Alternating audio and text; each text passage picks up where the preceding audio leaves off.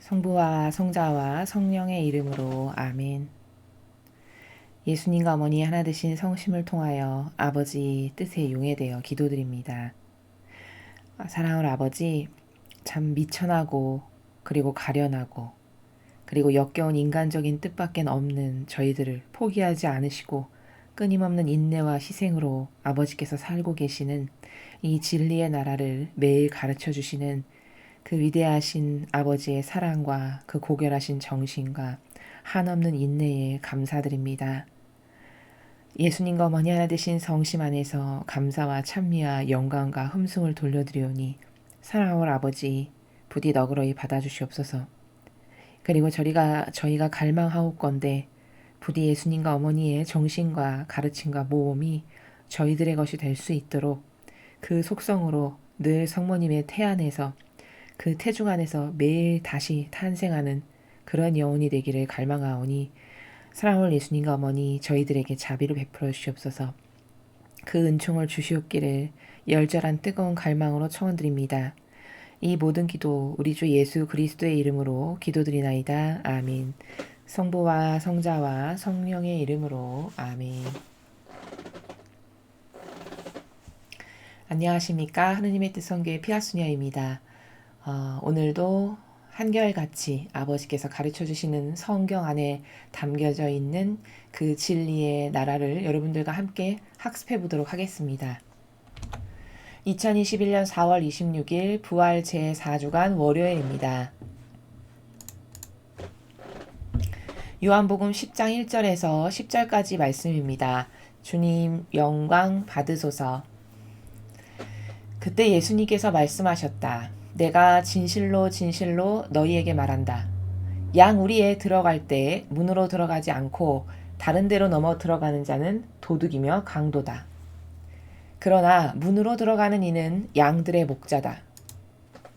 문지기는 목자에게 문을 열어주고 양들은 그의 목소리를 알아듣는다. 그리고 목자는 자기 양들의 이름을 하나하나 불러 밖으로 데리고 나간다. 이렇게 자기 양들을 모두 밖으로 이끌어낸 다음 그는 앞장서 가고 양들은 그를 따른다. 양들이 그의 목소리를 알기 때문이다. 그러나 낯선 사람은 따르지 않고 오히려 피해 달아난다. 낯선 사람들의 목소리를 알지 못하기 때문이다. 예수님께서 그들에게 이 비유를 말씀하셨다. 그러나 그들은 예수님께서 자기들에게 이야기하시는 것이 무슨 뜻인지 깨닫지 못하였다. 예수님께서 다시 이르셨다. 내가 진실로 진실로 너희에게 말한다. 나는 양들의 문이다. 나보다 먼저 온 자들은 모두 도둑이며 강도다. 그래서 양들은 그들의 말을 듣지 않았다. 나는 문이다. 누구든지 나를 통하여 들어오면 구원을 받고 또 드나들며 풀밭을 찾아 얻을 것이다. 도둑은 다만 훔치고 죽이고 멸망시키려고 올 뿐이다. 그러나 나는 양들이 생명을 얻고 또 얻어 넘치게 하려고 왔다. 주님의 말씀입니다. 그리스도님 찬미합니다.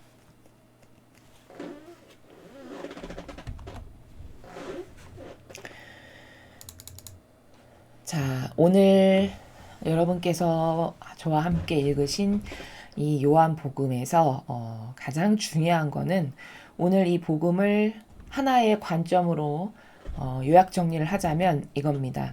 과연 도둑과 강도는 누구를 두고 하시는 말씀이신가 라는 겁니다. 어제 복음에서 우리는 사꾼에 대해서 배웠죠.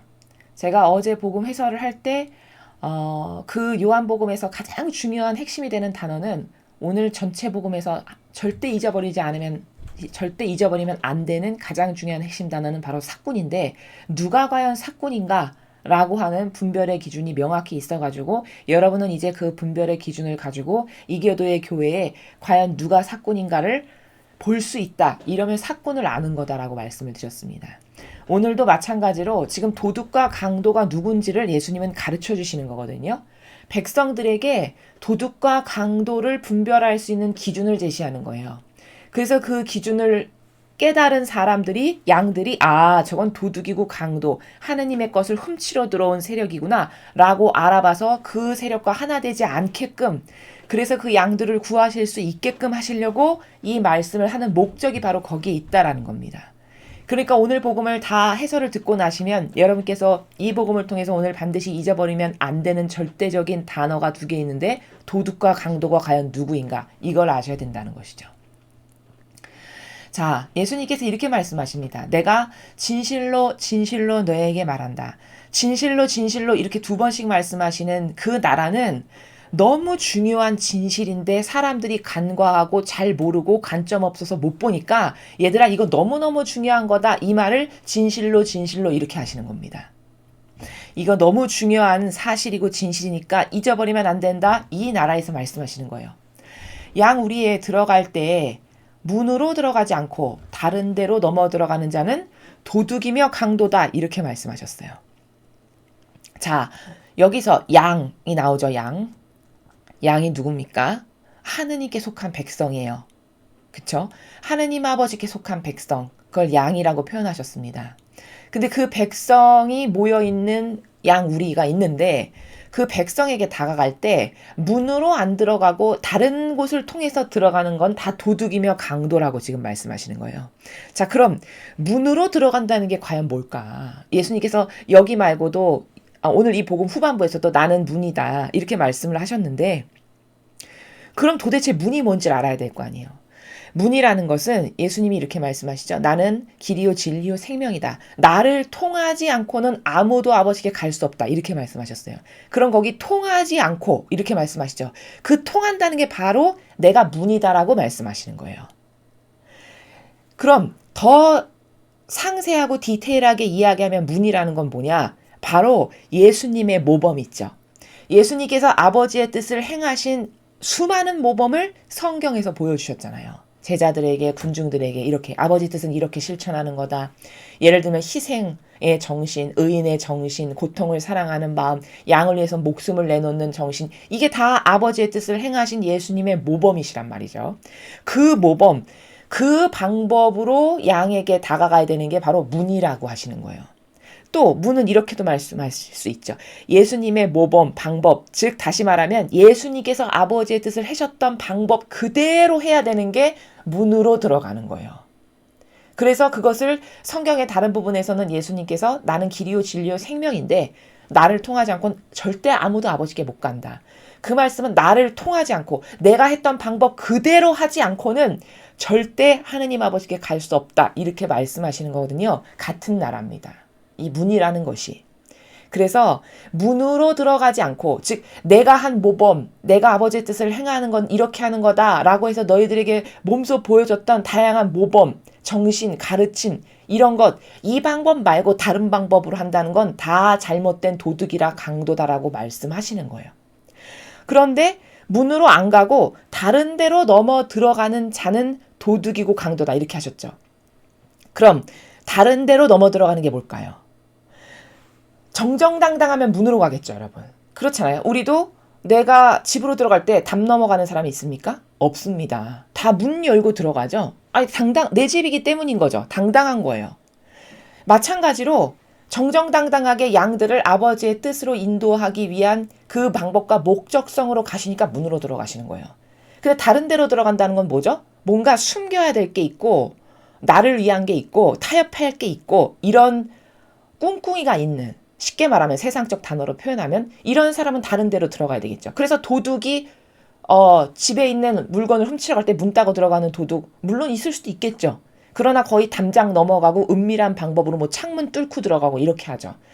이게 여기에 지금 빗대서 말씀을 하시는 거거든요. 그러니까 다른 데로 넘어 들어간다는 거는 인간적 이유로 즉 다시 말하면 내 사욕과 욕망을 채울 게 있어서 교회에 들어온 세력을 말씀하시는 거예요. 예수님의 모범과는 다른 세력을 이렇게 다른 데로 넘어 들어가는 자 이렇게 말씀하시는 겁니다. 그럼 이 당시엔 누구였을까요? 그 세력이 바리사야 율법학자죠. 바리사야 율법학자가 예수님과 같은 모범과 정신과 가르침으로 아버지의 뜻으로 군중들을 인도했습니까? 절대 아니었어요. 그들이 얼마나 사악하고 악독했냐면 예수님께서 회칠한 무덤이다 이렇게 말씀하실 정도예요. 회칠한 무덤이 뭐니까 겉은 회를 발라서 깨끗해 보이는 거예요. 아주 흠없고 깨끗한 것으로. 근데 그 회를 뚫고 보면 구더기가 으글으글 거리는, 그 시체 밑에 구더기가 우글우글 거리는, 그 말은 뭐죠? 속심은 내 사욕과 욕망을 채우러 들어왔는데 겉으로 보기에는 한없이 착하고 친절하고 그냥 자애심 많고 사력 있고 겸손한 것처럼 보이는 이런 처세로서 수많은 사람을 속이는, 이게 회칠한 무덤이라는 비유를 통해서 정확하게 그들의 의중을 꼬집어서 말씀하신 거란 말이죠. 여기도 마찬가지죠. 다른 데로 넘어 들어간다? 왜 다른 데로 넘어 들어갈까? 아니, 당당하지 않으니까. 왜 당당하지 않을까? 내가 거기서 사욕과 욕망을 채울 게 있고 나를 위해서 살기 위해서 사실은 들어가는 거기 때문에 정정당당하게 문으로 안 들어가는, 즉 다시 말하면 그 문이라는 것은 예수님의 모범과 정신과 가르침인데 그것을 행하지 않고 다 내 것을 취하기 위해서 나의 인간적 욕구를 채우기 위해서 교회에 들어온 세력, 이것들은 다 도둑이며 강도다라고 말씀하시는 거예요. 자, 도둑이며 강도가 누군지 여러분 지금 1절에서 벌써 배우신 겁니다. 이 교회에 그럼 얼마나 많은 도둑과 강도가 있는지를 여러분 한번 체크해 보세요. 오늘 가르쳐 주시는 이 분별의 기준을 가지고 여러분께서 얼마든지 분별하실 수 있어요. 아, 이 교회에 도둑과 강도가 얼마나 많은가. 도둑과 강도가 아니라면은 아닌 것을 보고 아니다라고 외쳐야 돼요. 아무리 나에게 위협이 다가와도. 왜? 예수님이 그렇게 하셨으니까. 그게 모범이니까. 예수님이 몸살이시거나 혹은 불의에 타협하시든가요?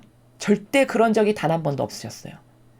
단지 때가 아닌 것은 조금 기다리셨고 혹시라도 아버지의 때를 그르치실까 봐 걱정하셨지, 비겁하게 악의 세력과 타협하거나 거기에 동조하거나 뭐 협조해서 뭘 하거나 이런 적이 단 한 번도 없으시단 말이죠. 근데 이 시대의 이교도의 교회는 다 타협하고 협력하고 비겁하게 보신주의자로 살아요. 왜일까? 나에게 손해가 오니까. 바로 그게 뭘까? 손해가 오니까 예수님의 모범처럼 하지 않는다는, 그게 바로 다른 데로 넘어 들어간 자라는 반증이죠.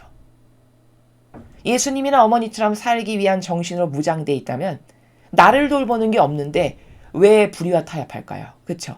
왜 아닌 것을 아니라고 말 못할까요? 그건 다 보신주의자요, 자기를 위한 것이 누룩처럼 들어있다라는 것을 반증하는 겁니다. 바로 그런 세력이 도둑과 강도라고 말씀하시는 거예요. 그러나 문으로 들어가는 이는 양들의 목자다. 예수님을 두고 말씀하시는 거죠. 문으로, 아버지께서 어떤 걸 좋아하시고 무엇을 원하셔서 그 뜻만을 행하려고, 그 아버지가 원하시는 것만을 하려고 내가 너희들에게 보여줬던 여러 가지 모범, 가르침, 정신, 이런 것이 문이라는 거예요. 그 문으로 들어가는 자는 내가 행한 것과 똑같은 방법으로 아버지의 뜻을 행하는 사람은 양들의 목자다. 이렇게 말씀하시는 거죠. 문지기는 목자에게 문을 열어주고 양들은 그의 목소리를 알아듣는다. 자, 여기서 문지기는 이제 예수님이세요. 3절에서는. 자, 문지기가 문을 열어준대요. 그럼 여기 3절에서의 목자는 누굴까? 앞에서 말씀하신 것처럼 내가 문인데 나처럼 그 내가 행했던 모범, 내가 보여줬던 가르침, 정신으로 아버지의 뜻을 행하려고 하는 자, 그런 사람을 3절에서는 지금 목자라고 말씀하시는 거예요. 즉 진짜 하느님의 일꾼, 예수님을 닮은 진짜 하느님 일꾼을 3절에서 목자라고 하시는 것이죠. 그런 목자에게 예수님께서는 문지기로서 문을 이렇게 열어주신대요. 왜? 올바른 방법으로 나의 모범 그대로 하려고 하니까 문을 열어주시는 것이죠. 그렇게 해서 문을 열어주고 양들은 그 목소리를, 그런 목자의 목소리를 알아듣는다는 거죠. 왜? 진짜 하느님의 백성은 아버지 말씀을 알아들을 수밖에 없습니다. 진짜 하느님께 속한 백성이라면. 진리를 알아들을 수밖에 없어요. 하느님께 진짜 속한 백성이라면. 마치 이런 거죠. 부모와 자식의 관계가 있는데 자식이 똑바로 된 자식이면 엄마의 목소리를 잊어버릴까요? 까먹을까요? 수십 년 돼도 까먹지 않아요. 그건 왜죠? 그 엄마가 어떤 사람이고 또 엄마를 사랑하고 엄마랑 하나 됐기 때문에 그 엄마의 목소리를 절대 잊어버리지 않는단 말이죠. 마치 이런 것처럼 하느님께 속한 양이라면 예수님의 목소리를, 그분이 하시는 진리의 말씀을, 아, 저거 진짜구나, 저게 참된 진실이구나, 이렇게 알아듣는다는 거죠. 그리고 목자는 자기 양들의 이름을 하나하나 불러 밖으로 데리고 나간다. 자, 이름을 하나하나 불러서 밖으로 데리고 나간다는 건 뭘까요? 이 양들이 다양한 인간적인 프레임에 갇혀 있는데 그 갇혀 있는 영혼들을 일깨우고 이렇게 진리를 가르치고 전해서 무엇이 진짜인지 어떤 것이 본질의 나라인지 어떤 게 올바른 정신세계인지를 가르쳐 주려고 그 영혼들을 하나하나 꺼내서 그 갇혀 있는 프레임에서 꺼내서 밖으로 데리고 나가신다라는 거예요. 아버지께 속한 양들은. 예수님께 이렇게 다가오는 양들은 그 각각이 갇혀있는 프레임에 꺼내서 건져내서 밖으로 이렇게 예수님께서 데리고 나가 주신다라는 거죠. 그걸 하나하나 불러 밖으로 데리고 나간다 이렇게 말씀하시는 거예요. 이렇게 자기 양들을 모두 밖으로 이끌어낸 다음 그는 앞장서 가고 양들은 그를 따른다. 자, 이렇게 해서 각자 인간적 다양한 프레임에 갇혀있는 양들을 하나하나 다 꺼내서 밖으로 끌어내셨어요. 예수님께서. 그리고서는 그 끌어낸 양들을 이제 이끌어서 데리고 나가신다라는 거죠. 근데 이끌어서 데리고 나가실 때 맨 앞에 목자가 앞장서서 간대요. 그리고 그 뒤를 양들이 따른대요. 이렇게 말씀하시는 거거든요. 이거는 어떤 나라냐면 사명으로 양들을 주도적으로 지금 예수님께서 이렇게 이끄신다라는 거예요. 맨 앞에 나서셔서. 즉 아버지 뜻으로 양들을 이끌어서 인도하시는데 맨 앞에 예수님께서 서셔서 아버지 뜻으로 양들을 이끌어 주신다라는 나라예요. 근데 여기서도 우리가 발견할 수 있는 것은 여기 후미에 양들이 그의 목소리를 알기 때문이다 이렇게 말씀하셨는데 그 예수님의 말씀이 저게 참된 진실이고 사실이구나 저게 진짜구나라고 알아듣기 때문에 양들은 그렇게 앞장서 가면 졸졸졸졸 잘 따라온다라는 거거든요. 자, 근데 여기서 우리가 또 하나 발견할 수 있는 게 뭐냐면 예수님은 지금 앞장서서 그들의 리더로서 맨 앞에 앞장서서 가신다라고 하셨어요. 그럼 여기서도 하나 분별할 수 있는 게 세상에 예수님을 닮지 않은 이교도의 리더라고 자처하는 세력 그들이 맨 앞에 양들 앞에 서서 위험을 감수하고 앞장서서 가나 아니면 맨 뒤에 양들부터 야 너희들 먼저 가 그리고 맨 뒤에 숨어서 위험을 앞에 양들이 다 막아주면서 자기는 보신주의자로서 숨어서 가나. 어떤 게 진짜 리더인지를 여기서도 볼 수 있죠. 우리가 왜 전쟁을 하면은 훌륭한 리더와 장수는 맨 앞에 앞장서가지고 나를 따라라 이러면서 자기가 죽을 걸 감수하면서 앞장서서 이끌고 나가죠. 어떤 그 단체를, 조직을. 훌륭한 세상의 군인도 그렇게 하잖아요. 마찬가지예요. 훌륭한 리더라는 거는 이런 신적 질서의 예수님을 닮은 리더라는 것은 가장 위험하고 위협적인 그 환경과 순간을 자기가 온몸으로 맞닥뜨린다는 거예요. 지금 이 나라는. 그러니까 맨 앞에 앞장서서 가는 거겠죠. 왜? 위험이 오면 내가 가장 먼저 내 몸으로 맞고 방어해서 내 양들을 살려야 되니까. 이런 리더십을 말씀하시는 거거든요. 4절의 나라는.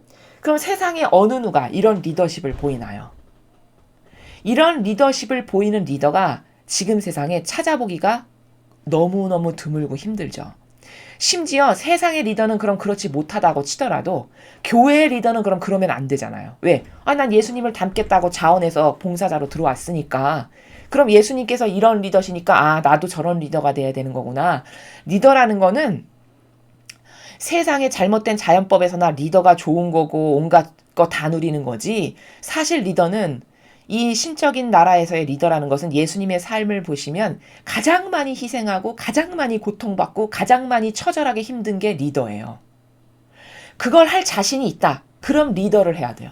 그거를 회피하지 않고 정정당당하고 용감하게 끝까지 인내와 희생으로 그게 공의롭고 정의로운 거니까 난 그걸 할 수 있어. 이런 사람만이 리더를 해야 된다는 겁니다.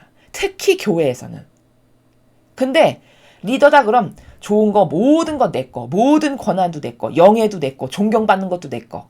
이러기 위해서 리더를 한다. 이러면 저주받는다는 거죠. 왜? 예수님은 그런 리더가 아니셨기 때문이에요.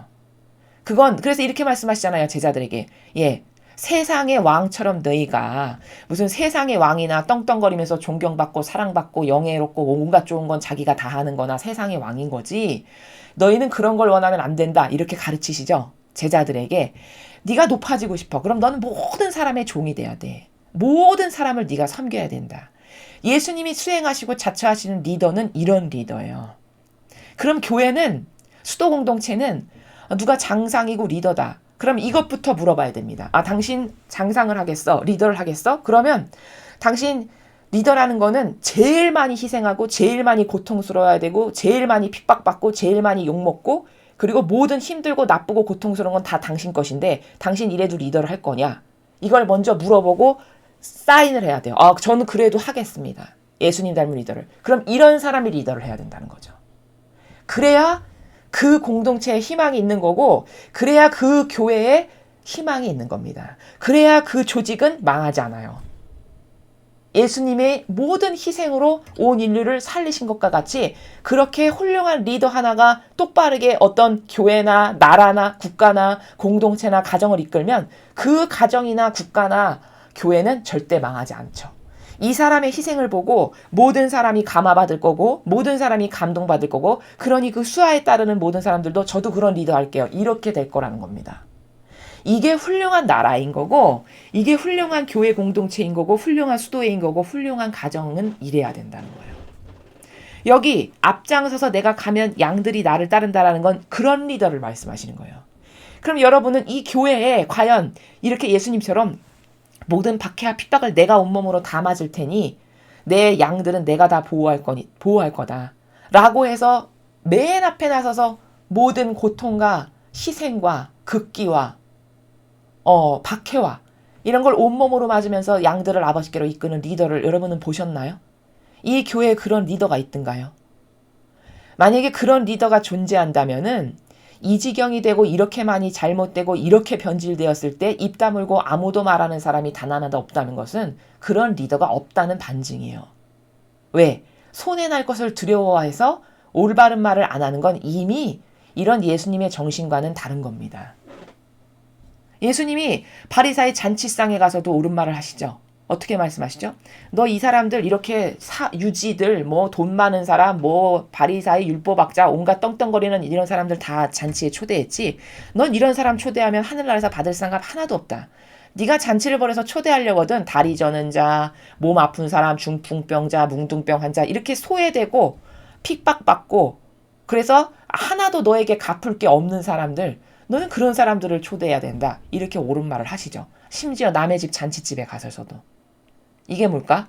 아닌 걸 아니다라고 말씀하시는 정신이거든요. 그럼 아닌 걸 이렇게 아니다라고 말하는 정신이 이 교회 어디에 있나요? 이 교회가 이렇게 나쁜 짓을 많이 하고 이렇게 변질되고 사악하고 역겹지만 아무도 그런 말을 하는 사람이 없잖아요. 그건 뭘 반증하는 거냐 스스로 이 교회는 이렇게 예수님을 닮은 리더가 없고 이미 변질될 대로 변질된 단체가 되어버렸습니다. 라는 것을 스스로 반증하는 거라는 거죠. 이렇게 예수님께서는 이제 사명으로 하나 되어 자신을 따르는 양들을 아버지 뜻으로 인도해서 이끌어 나가실 때 어떤 리더의 모습으로 나가시는가를 4절에서 보여주시는 거예요. 한 국가도 왜 비참하게 망하냐. 대통령이라는 사람 하나가 이런 예수님의 정신과 같은 희생 정신으로 완전히 무장돼서 나라를 이끌어간다. 그럼 나라가 절대 망할 리 없습니다. 단 한 명만 그렇게 살아도 절대 망하지 않아요. 왜? 수하에 따르는 사람들이 처음엔 이상한 사람이 왔다가 하더라도 그 사람의 모범과 그 고결한 정신과 아름다움을 보고 모두가 감화되고 변화될 거거든요. 그럼 점점 그 지도체계가 좋아지면서 변화되면서 감동받고 저게 진짜 리더구나. 진짜 아름답다. 멋있다. 고결하다. 이러면서 훌륭한 사람들이 모여들게 되고 그러면서 그 지도부가 단단하고 굳건해지면서 이러면서 훌륭한 나라, 훌륭한 교회, 훌륭한 가정, 공동체, 수도회 이렇게 되는 거거든요. 그래서 희생하기를 싫어한다. 나 고통받는 거 절대 싫어. 나 희생하는 거 진짜 싫어. 이런 사람은 절대 교회에 높은 지위를 주면 안 돼요. 절대 높은 직함과 권한을 줬다간 전체가 망하는 길입니다. 근데 모든 직함과 권한과 명예와 이런 거는 다 내 거. 좋은 건 다 내 거. 칭찬받고 명예롭고 영예롭고 존경받고 사랑받고 선물 많이 받고 이런 건 다 내 거. 그런 거를 하기 위해서 리더를 하잖아요. 심지어 교회도. 그러니까 망하는 거죠. 그러니까 썩고 그러니까 변질되는 겁니다. 그러나 예수님의 리더십은 그렇지 않다라는 것을 4절에서 보여주시는 거예요. 왜 맨 앞에 앞장서서 갈까? 맨 뒤에 가서 가도 되는데. 그건 그 모든 희생과 고통과 풍파와 역경을 가장 먼저 앞장서서 맞으시고 다 양들은 보호하시기 위해서 그리고 올바르게 진두지휘하시면서 이끌어 가시기 위해서 이런 목적성 때문에 맨 앞에 나서서 가신다는 거죠. 이런 리더가 진짜 훌륭하고 존경받을 만한 거고 사랑받을 만한 리더다. 이런 사람들만이 앞으로 이 나라의 대통령이 돼야 되는 거고 교회 리더가 돼야 되는 거고 수도의 장상이 돼야 되는 거고 가장은 그런 정신으로 가정의 가장이 돼야 됩니다. 그래야 비전이 있고 희망이 있는 거예요. 자, 그 다음에 그러나 낯선 사람은 따르지 않고 오히려 피해 달아난다. 낯선 사람들의 목소리를 알지 못하기 때문이다. 자, 이게 누가 이렇다는 거죠? 양들이 올바른 양들이라면 낯선 사람은 안 따라간다는 거예요. 오히려 피해서 달아나지. 즉 다시 말하면 예수님의 정신과 가르침과 모범과 달라. 그럼 낯선 사람이죠. 예수님의 성모님의 정신과 가르침과 모범하고는 완전 달라. 즉 거짓 예언자. 이러면 낯선 사람이에요. 그게. 똑바로 된 양들은 그런 낯선 사람을 딱 알아보고 저거 다른데? 예수님의 가르침이나 모범과 정신과는 다르잖아. 하고 안 따라간다는 거예요. 오히려 피해서 달아나지. 왜? 낯선 사람들의 목소리를 알지 못하기 때문이다. 낯선 사람들의 목소리를 알지 못한다는 건 뭐죠? 저 사람 말하는 게 진리가 아닌데? 저거 성경에 어디 나와? 성경에 저런 말 안 나오잖아. 저 이상한 자기 뇌피셜을 말하네? 자기 인간적 뜻, 인간적 기호와 의지를 우리들에게 말하고 있네? 이러고서 안 따라간다는 거예요. 그게 낯선 사람들의 목소리를 알지 못한다는 게 바로 그런 나라입니다. 그럼 여러분은 여기서 하나 점검해 보셔야 돼요. 나는 과연 낯선 사람을 따라가고 있나? 아니면 오히려 피해서 달아나고 똑바로 예수님의 목소리를 알아듣고 그런 예수님을 닮은 목자를 따라가고 있나? 스스로 점검해 보셔야 되겠죠. 리더는 리더로서의 역할이 예수님을 닮은 리더가 되면 되는 것이고 양의 관점에서는 양의 입장에서는 어떻게 해야 될까요? 여러분은 양들이시잖아요. 그럼 여러분은 양의 관점에서는 나는 지금 똑바로 된 목자를 따라가고 있나 아니면 낯선 사람을 따라가고 있나 이거를 체크해 보셔야 된다는 거예요. 낯선 사람을 따라가고 있다. 그러면 큰일 난 일이죠. 지금 큰일 난 상태예요. 여러분의 영혼이. 왜? 바리사 율법학자 따라가는 거랑 똑같은 거거든요. 이스라엘이 바리사 율법학자를 그렇게 맹종하고 맹신해서 망했나요? 안 망했나요? 결과론적으로 망했어요. 물론 수십 년 전에 겨우겨우 근근히 나라를 건국해서 지금 이스라엘이라는 나라가 존재하긴 해요. 지도상에, 지구상에. 그러나 그게 번듯한 그렇게 과거에 영화로웠던 나라냐? 지금은 말도 못하게 피폐하고 황폐한 나라입니다. 이스라엘이라는 국가 자체가 다시 세워지긴 했으나. 그럼 그 성경의 역사를 통해서 우리는 어떤 진실을 발견할 수 있는 거죠? 저렇게 낯선 사람을 목자로 착각해서 따라갔다가는 망하는 게 진실이라는 것을 성경 역사를 통해서 가르쳐 주시는 거예요. 아버지께서. 제가 서두에 좀 전에 말씀드렸죠. 리더 하나 잘못 뽑으면 나라고 공동체고 교회고 가정이고 망한다. 망하는 건 수십 번 많은 역사에서도 우리가 봤잖아요. 공산주의 국가가 되는 건 왜 그렇죠? 소수의 리더가 지도자들이 공산주의 사상으로 완전히 충직해서 그 시스템을 도입하고 그걸로 제도화하면 그 밑에 수하의 백성들은 따라갈 수밖에 없는 이런 현실이에요. 그럼 리더 잘못 뽑아놓으면 나라 망하는 건 순식간이겠죠. 그렇죠? 그걸 지금 우리가 톡톡히 겪고 있잖아요. 다른 남미의 수많은 나라들이 공산주의 국가가 됐습니다. 미국과는 달리. 왜 그럴까요? 그건 다 거기에 침입한 예수회라고 하는 그 단체가 공산주의 사상으로 가득한, 즉 전체주의 사상으로 가득한 리더들을 그 나라 국가의 대통령으로 지도자로 뽑았기 때문이에요. 이렇게 지도자는 중요한 거예요. 리더는 정말 중요한 겁니다. 누가 리더가 되는가는 존폐가 걸린 문제죠. 이스라엘이 왜 망했을까? 그 국가의 리더격이라고 하는 바리사율법학자들이 다 예수님의 모범과 가르침하고는 다른 마귀적 사고방식으로 마귀의 제도와 시스템, 즉 인간이 만들어온 제도와 전통이라고 하는 그 마귀적 시스템으로 국민들을 이끌었어요. 그래서 나라가 망한 거예요. 그 시스템에 하나 되고 동조하고 협력해서. 그 엄연한 현실과 진실이 거기 있잖아요. 그런데도 불구하고 그걸 답습한다. 이건 정말 어리석은 거고 너무 멍청한 거죠. 좀 나쁘게 말하면. 뻔연히 그런 사실이 성경의 진실로서 존재하는데도 불구하고 그걸 똑같이 답습한다는 것은 너무나도 머리가 나쁘고 너무나도 아둔하고 멍청한 거예요. 이래서 여기 5절에 낯선 사람은 안 따르고 피해서 달아난대요. 양들도 똑똑하면. 양들도 똑똑하고 분별을 잘하면 예수님의 모범이나 가르침하고 다른데? 저 성모님의 정신하고는 다르잖아. 두 분의 공통점은 첫째가 희생이에요. 둘째도 희생, 셋째도 희생. 아버지 뜻을 이루기 위한 온통 희생, 고통사랑. 이게 두 분의 공통적인 속성이에요. 그럼 이 시대에 아버지 뜻을 이루기 위해서 누가 그렇게 희생을 하고 고통을 사랑하나요? 그런데도 불구하고 거기 협력하고 동조하고 그 낯선 사람을 계속 따라간다. 이러면 성경에 나오는 패망을 맞이할 수밖에 없는 거죠. 5절의 나라가 바로 그런 나라예요. 그래서 여러분께서는 나는 지금 낯선 사람을 목자로 착각해서 지금 따라가고 있는가? 아니면 오히려 이 똑똑한 양처럼 피해서 달아나는가? 이걸 분별해 보시라는 거예요, 스스로. 예수님께서 그들에게 이 비유를 말씀하셨다. 그러나 그들은 예수님께서 자기들에게 이야기하시는 것이 무슨 뜻인지 깨닫지 못하였다. 참 군중이 안타까운 것은 이렇게 아무리 예수님이 옳은 말씀을 하셨지만 알아듣지를 못한다는 겁니다. 알아듣지 못하니 바꿀 수가 없었겠죠. 그래서 이스라엘이 망한 거예요, 또한. 예수님이 진리를 안 가르치셨나요? 아니요. 진리 맨날 와서 전하셨어요. 군중이 있기만 하면 전하셨습니다. 성경에 보면 그렇죠. 수많은 군중, 어디 가거나 회당에 가거나 어디 군중이 풀밭에 모이거나 늘 아버지의 뜻을 전하고 늘 전하셨어요. 나는 복음 선포하러 왔다. 이렇게 말씀하실 만큼이잖아요. 그냥 여기 말고 다른 데도 가서 선포해야 된다. 이렇게 하시죠. 그럼 끊임없이 자나깨나 아버지 뜻을 전하셨다는 거예요. 예수님께서. 그런데 알아듣지 못한 거죠. 군중이. 지금도 똑같습니다.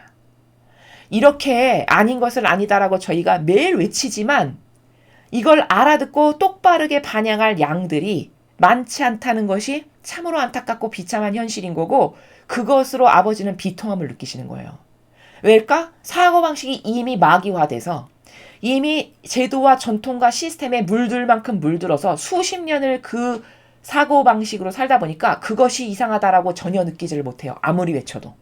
그게 잘못됐다라고 아무리 말을 해도 그 제도와 시스템이 이상하다는 걸 깨닫지를 못한다고요. 여기 깨닫지 못하였다라고 말씀하시죠.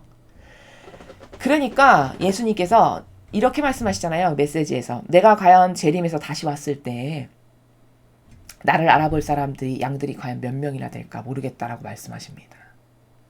그러니까 구원될 사람은 소수다라고 말씀하시는 거예요. 이건 정말 큰 위기의식을 느껴야 되는 겁니다. 이게 나의 영혼의 영원성과 관련된 건데 그 어떤 것보다도 중요하고 여러분 구원 말고 중요한 게 뭐가 있나요? 그렇죠? 이 세상에 그 어떤 것도 내 영혼의 구원과 맞바꿀 수 있는 건 단 하나도 없습니다. 왜? 이건 영원성에 관련된 거기 때문에 한 번 결정된다. 그럼 두 번 다시 바꿀 기회가 존재하지 않는 영원성과 관련된 거예요. 지옥에 갔다. 그럼 그걸로 끝입니다. 영원히 끝이에요. 다시는 기회가 없는.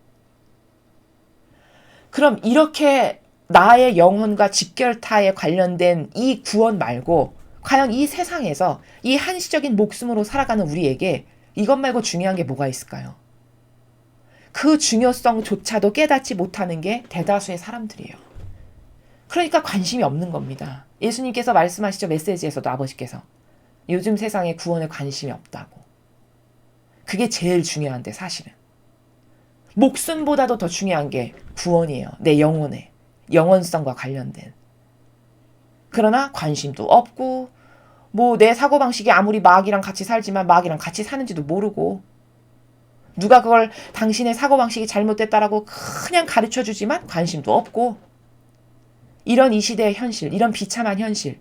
예수님께서 아무리 많은 말씀을 이렇게 하시지만 6절에 도저히 저게 무슨 말이야 깨닫지를 못했다라는 이 현실이 이때에만 국한된 게 아니라 지금도 그렇다는 거죠. 이 가르쳐주시는 진리를 가지고 여러분께서는 매일 자신을 성찰해보고 되돌아봐야 돼요. 그래서 분별을 하셔야 돼요. 나는 지금 똑바로 올바르게 잘 화답하고 반영하고 가고 있는 건가? 아니면 난 지금 마귀에게 속아서 분별을 똑바로 못하고 오히려 악의 세력과 하나 돼서 낯선 사람을 지금 따라가고 있는 건가? 이런 걸 빨리빨리 분별해가지고 빨리빨리 개선하지 않으면 나만 손해라는 거죠. 예수님께서 다시 이르셨다. 내가 진실로 진실로 너희에게 말한다. 나는 양들의 문이다. 또 또 말씀하시죠. 나는 양들의 문이라고. 문, 아까 말씀드렸어요. 예수님의 정신과 가르침과 모범, 그 방법대로만 아버지께 이끌 수 있고 그것만이 올바르고 참되고 바른 방법이라는 거예요. 그 방법을 문이라고 하시는 거예요. 그런 예수님의 모범을. 나보다 먼저 온 자들은 모두 도둑이며 강도다. 그래서 양들은 그들의 말을 듣지 않았다. 자, 나보다 먼저 온 자들은 모두 도둑이며 강도다. 무슨 말씀이시죠? 바리새와 율법학자를 두고 하시는 말씀이에요. 바리새와 율법학자들이 예수님보다 훨씬 먼저 앞서와서 그 이스라엘 백성의 스승이네 선생을 자처하면서 뭐 가르치고 뭐 모범이네 이러면서 했잖아요. 그게 예수님보다 먼저 왔다는 거죠. 근데 예수님보다 먼저 왔는데 그들이 다 도둑이랑 강도래요. 그럼 이건 무슨 말씀이시죠? 문으로 오지 않은 사람들이라는 겁니다. 다 담장을 뛰어넘어서 들어온, 아버지 집에 들어온 이유가 인간적 이유와 목적이 있어서, 왜? 아버지 집에 들어오면은 존경받지, 모든 사람으로서 맨날 선물 받지, 사랑받지, 그냥 신자들이 허리 굽실굽실거리면서 그냥 인사하고 절하지, 하느님의 훌륭한 일꾼이라고 해서 맨날 뭐 가져다 주지, 이런 누리고 받아먹을 게 있어서 그런 인간적 이유로 아버지 집에 들어왔다라는 거죠. 그게 담장을 뛰어 들어온 강도고 도둑이다라고 하시는 거예요. 또 문이 아닌 다른 데로 왔다라고 하시는 게 바로 그 말씀입니다. 다 나를 위해서, 나를 위한 인간적 이유를 교묘하게 숨기고 들어온 세력. 이게 바로 나보다 먼저 온 자들이 도둑이다 강도다라고 하시는 거예요. 그래서 똑바로 된 양들은, 지혜롭고 현명한 양들은 그들의 말을 듣지 않는다라고 하시는 겁니다. 그러나 이스라엘 백성은 다 그들의 말을 들었죠. 왜? 그들의 사고방식에 완전히 동화됐으니까요. 바리새와 율법학자들이 가르쳐주는 것만을 맨날 받아먹었으니 거기에 속해 있는 비소를 매일 받아먹은 것과 똑같죠. 그 누룩을 매일 받아먹은 것과 똑같아요. 그럼 사고방식은 바리새와 율법학자 사고방식이랑 똑같이 되는 겁니다. 붕어빵처럼. 여러분, 제가 말씀드렸죠. 며칠 전에 사고방식은 전이 된다고. 전이 됩니다. 그래서 엄마하고 같이 산 그 자녀가 얼굴만 부모를 닮은 게 아니라 사고방식까지도 똑같아지는 건, 사고방식은 그렇게 전이 되는 거예요. 그 영향력으로 전이 되고 똑같은 붕어빵으로 담게 되는 겁니다. 얼마나 무서운 건지 몰라요. 이런 것을 알고 마귀도 이런 사고방식이 전이 된다는 걸 마귀도 알기 때문에 이 수법을 어떻게 쓰냐? 사회주의로 사람을 경도시키고 그걸로 완전히 젖어들게 하기 위해서 이상한 사회주의 서적부터 읽게 해요. 대학에 옛날에 그런 동아리 많았거든요. 과거에. 그럼 명분은 그렇게 말 안 하죠. 훌륭한 독서 동아리라고 이야기합니다. 그리고 들어와서는 다 사회주의 책을 읽게 해요. 근데 그 사회주의 책을 읽게 하는 목적이 또 어떻게 속이냐? 마치 신문화를 받아들이는 것처럼, 아주 세련된 지식인들만 읽는 그런 것을 받아들이는 것처럼 그런 책을 읽게 해요. 들어온 동아리 학생에게. 그럼 그 학생이 그 책을 1권, 2권, 3권, 10권, 100권 읽으면 어떻게 될까요? 사고방식 완전 붕어빵처럼 사회주의, 공산주의, 빨갱이 사상으로 가득 찬 사람이 된다는 거예요. 이렇게 무서운 게 사고방식이에요. 정신이고. 이러니 과거 유대인들이 이렇게 많은 말씀을 예수님이 하셨지만 끝까지 무슨 말인지 깨닫지를 못하고 듣지 않고, 그래서 예수님을 십자가에 못 박아 죽이는 세력에 가담하고 동조했던 것은, 그들의 사고방식이 마치 그런 서적 읽으면 나도 모르게 사회주의 사상가로 빨갱이로 완전히 경도되는 것처럼, 그렇게 바리새와 율법학자에 맹종하고 맹신하면 그 사고방식이 나에게 전이됨으로써 나도 똑같은 붕어빵이 돼서 절대 예수님이 말씀하시는 진리를 알아들을 수가 없다는 거예요.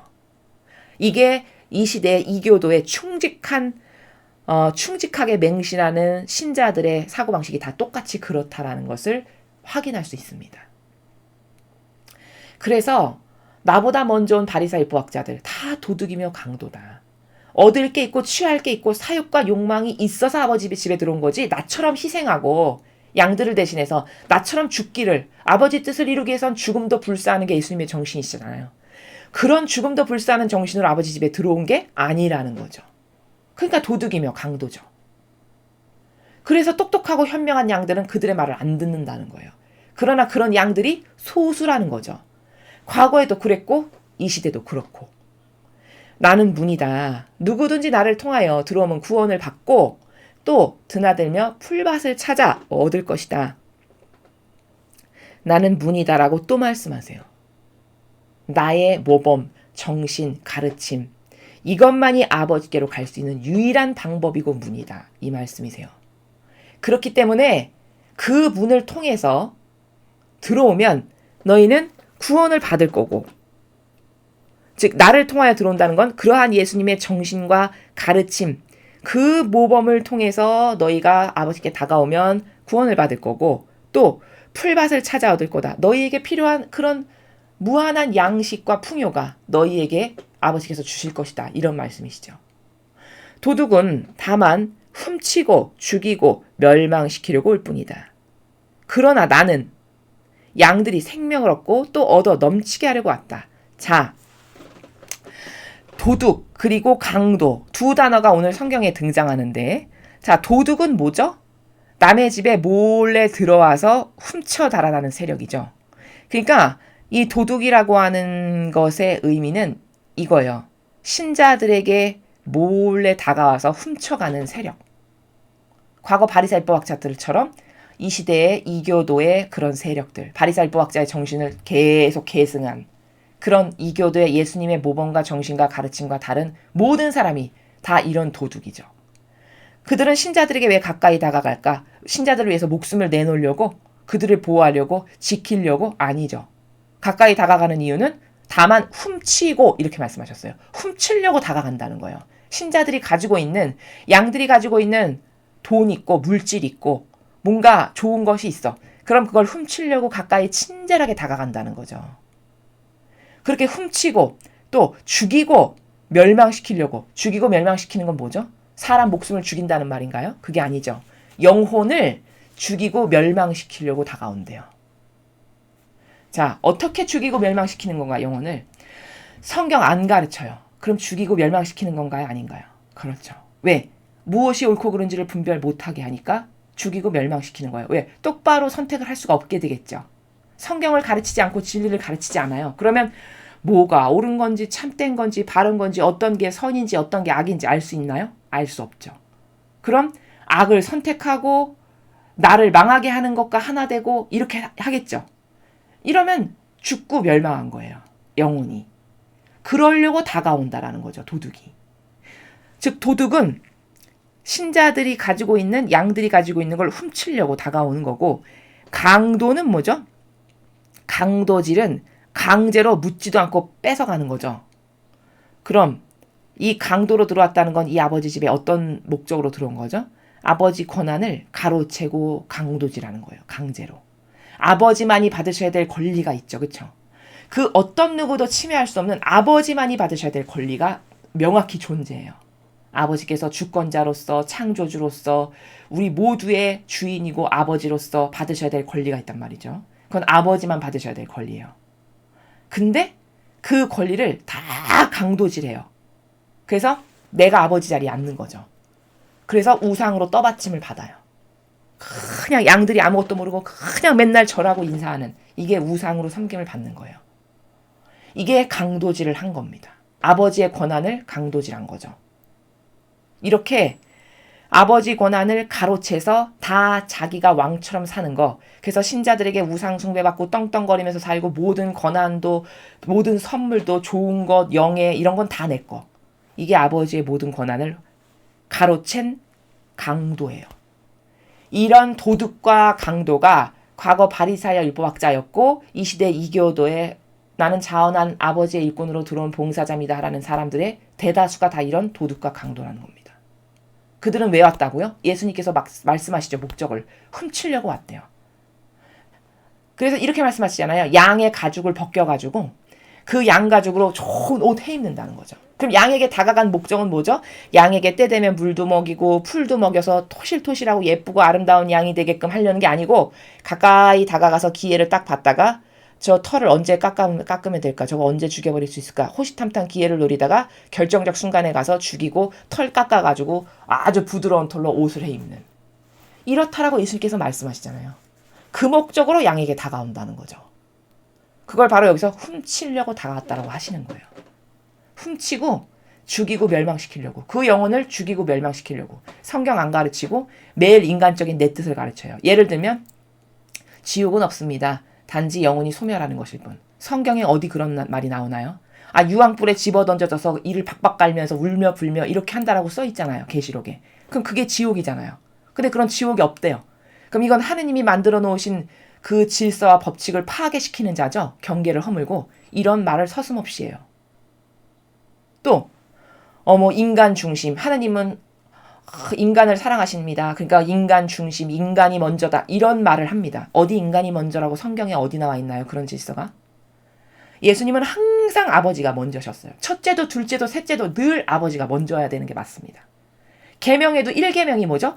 가장 중요한 게 1계명이에요. 그게 뭐죠?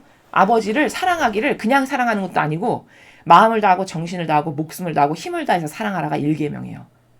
그럼 우선순위가 자나깨나 눈을 감으나 뜨나 어딜 가나 첫 번째가 아버지의 자리여야 되고 아버지를 사랑하는 마음이 늘 첫 번째 1순위에 내 마음 한가운데 있어야 된다는 게 이게 계명의 정신이란 말이죠.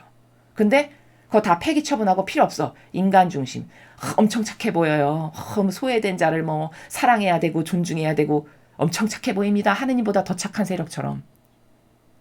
이래서 사람을 속이는 거예요. 착한 사람인 것처럼 보이게끔. 그러나 성경에 나오는 질서는 무참히 짓밟는 거죠. 아버지께서 주신 계명에는 나를 그렇게 사랑하라고 주셨는데 그 경계를 허무는 거죠. 요렇게 영혼을 병들게 해요. 이렇게 해서 영혼을 죽이고 패망시키고 멸망시키는 겁니다. 이런 짓을 하는 게 도둑이고 강도라는 거예요. 근데 그게 밖에 있는 게 아니라 교회 내에 있다는 거죠. 엄청 충직한 아버지 일꾼처럼 온갖 코스프레를 다 하고 거짓 가면을 쓰고. 그걸 도둑과 강도다라고 예수님께서 말씀하셨어요. 그럼 이 정도로 설명을 했으면 여러분이 이제 저 사람이 도둑과 강도로 하나님의 집에 들어왔는지 아니면 진짜 예수님처럼 죽기를 갈망해서 들어온 사람인지 이제 아실 수 있으시겠죠. 예수님은 오늘 이 말씀을 왜 하셨냐? 분별의 기준을 가르쳐 주시는 거예요. 왜? 양들이 하도 도둑과 강도를 따라가서 죽으니까 제발 더 이상 죽지 말라고. 그 잘못된 도둑과 강도의 세력에 네 영혼을 팔지 말고 똑바로 된 목자를 쫓아가라. 똑바로 된 목자는 이런 거고 도둑과 강도는 너를 훔치고 패망시키고 멸망시키고 네 영혼을 죽이려고 너에게 가까이 다가가는 거다. 이걸 좀 깨달아라라고 이 말씀을 하시는 거예요. 이거 지금 군중들에게 말씀하시는 거거든요. 그럼 군중은 이 시대 신자들에게 말씀하시는 거랑 똑같은 거예요. 그래서 제발 좀 똑바로 분별해가지고 좀 제발 속지 말아라. 이 의중의 나라에서 이 말씀을 하시는 거라는 거죠. 그래서 이렇게 도둑은 너한테 훔치고 너를 죽이려고 다가오지만 나는 양들이 생명을 얻고 또 얻어 넘치게 하려고 왔다. 양들이 생명을 얻고 내 생명을 대신 그들에게 줌으로써 내가 죽어서 나의 희생으로 죽기까지를 내가 원해서 자원해서 죽음으로써 내 목숨을 대신 줌으로써 그 나의 양들을 살리고 또 아버지께서 그 양들에게 주시고자 하시는 사랑과 많은 은총과 축복이 있는데 이 교회는 그걸 다 가로막잖아요. 근데 나는 그것을 가로막는 게 아니라 어떻게 하면 하나라도 너희에게 더 줄까 해서 그냥 가르치고 전하고 고쳐주시고 이걸 밤낮을 가리지 않고 하시죠. 성경에도 보면. 그래서 왜 새벽 늦게까지 기도하신 이런 장면이 성경에 많이 등장해요. 그 정도로 희생을 하시는 거예요. 그저 양들을 위해서라면 밤늦게 기도하시고 이 집 저 집 다니시면서 치유하시고 고쳐주시고 가르쳐주시고 일평생의 삶이 아버지 뜻을 이루시고자 하는 일평생의 삶이 그렇게 고단하셨다는 거죠. 그래서 고단하신 자신의 삶을 말씀하시기를 인자는 머리둘 곳 하나 없다 이렇게 말씀하시죠. 그 정도로 사명을 열심히 하셨다는 거예요. 양들을 구하시기 위한. 그럼 도대체 어떤 리더가 물론 우리가 다 부족하니까 다 죄인이니까 예수님처럼 그렇게 똑같이 할 수는 없겠죠. 그러나 최소 나의 양심과 의지가 예수님이 그렇게 하셨으니까 나도 양들을 위해서 그런 희생으로 무장된 사람이어야 돼. 이 의지를 가지고 부족하고 미천하지만 그 노력의 방향으로 무엇을 계속 행하면 그럼 아버지께서 도와도 주시고 또 그런 가운데는 기적도 일어나게 하시고 이렇게 하시는 거거든요. 근데 아예 그런 의지가 보이지 않아요. 이교도의 교회에. 그저 보신주의자로 나 편안하게 잘 먹고 잘 살고 뭔가 입지가 내가 불리한 게 있으면 말 안 하고 입 닫고 봉하고 왜? 그런 말 했다간 내가 쫓겨날 거니까. 내가 살 길이 막연하고 요원하니까. 이런 다보신주의자 혹은 타협하고 굴복하는.